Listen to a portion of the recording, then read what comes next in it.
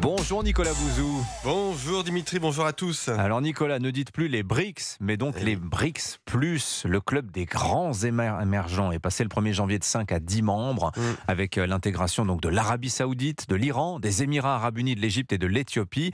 Bon, est-ce qu'on tient là, Nicolas, un anti-G7, l'ébauche d'un front anti-occidental ?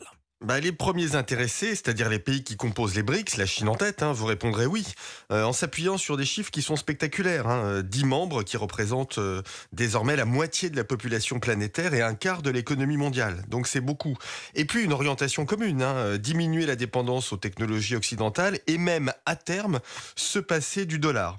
Mais quand on regarde les choses attentivement, au-delà des effets d'annonce, les BRICS sont surtout un club soudé par le ressentiment occidental. D'ailleurs, la première réunion, sous ce nouveau format se déroulera en Russie.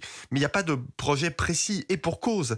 Quel est le rapport entre la Chine, deuxième économie du monde, à la pointe de la technologie, et l'Iran, une théocratie pauvre, c'est sans doute un pléonasme, ou l'Arabie Saoudite et les Émirats qui sont alliés des États-Unis.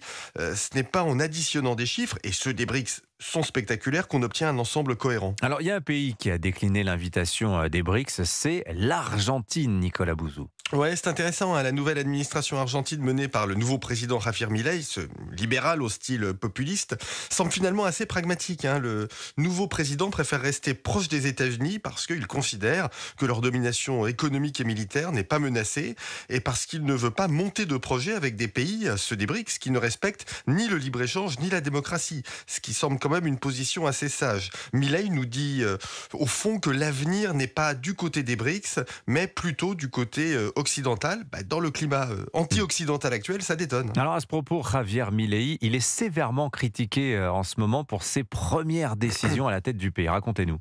C'est un choc libéral, c'est pas moi qui critiquerai ça. C'est un plan pour supprimer des normes, pour libéraliser le marché du travail, pour privatiser, pour augmenter la concurrence.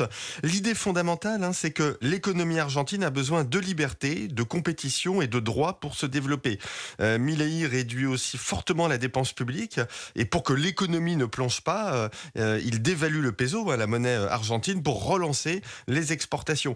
Ça me semble adapté à un pays qui a souffert depuis la fin de la Deuxième Guerre mondiale du socialisme péroniste. On est dans la tradition intellectuelle Thatcher-Reagan au fond. Si ça marche, ça pourrait donner un coup de vieux à l'anti-occidentalisme antilibéral très en vogue chez les BRICS. Merci beaucoup Nicolas Bouzou. Signature Europe 1. À demain.